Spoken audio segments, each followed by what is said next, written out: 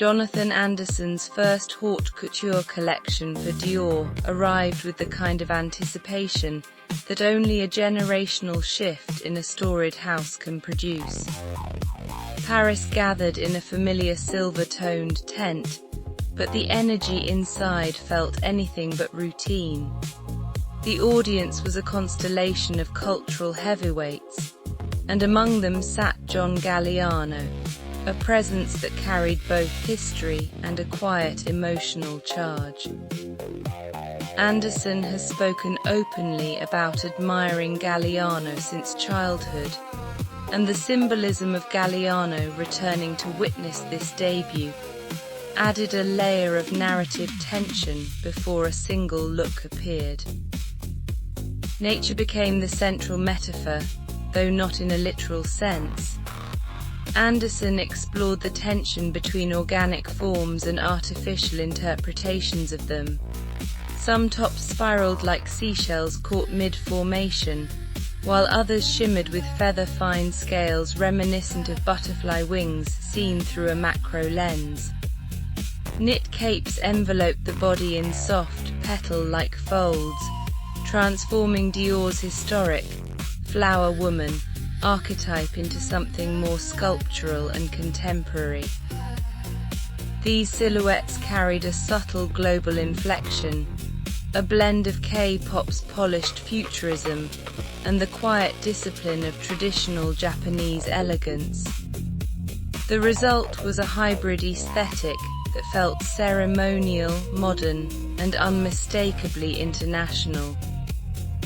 The styling amplified this cross-cultural mood. Models moved through the space with lavender hair as chiffon face scarves that floated like surrealist veils. The lavender tone added a futuristic sheen, while the translucence introduced a sense of mystery.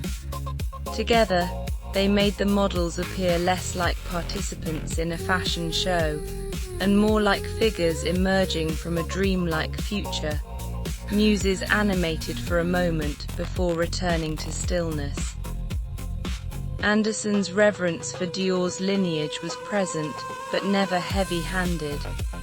A sharply tailored black coat hinted at Raf Simons' architectural precision, while a series of bias-cut gowns and floral embellishment carried a faint echo of Galliano's romantic theatricality.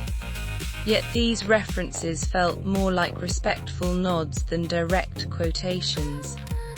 Anderson's voice remained clear. He was not reconstructing Dior's past, but filtering it through his own sensibilities. One of the most surprising aspects of the collection was its emphasis on objects. Couture traditionally centers on garments, but Anderson expanded the vocabulary to include accessories that bordered on relics. Oversized leather bags, jacquard clutches and minadieres appeared alongside pieces adorned with 18th century textiles, miniature portraiture, florals, fossils, and even meteorites. These items were not decorative, they were talismans.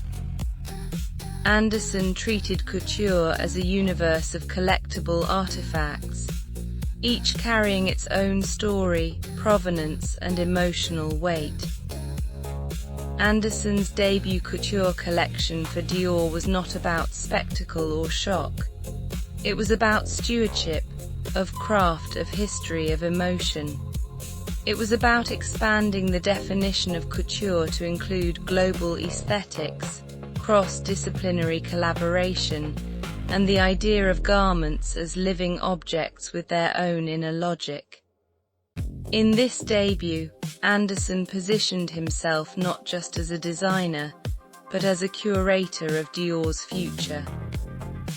The collection marked the beginning of a new era, one where couture is not only made by hand, but held, studied, and felt.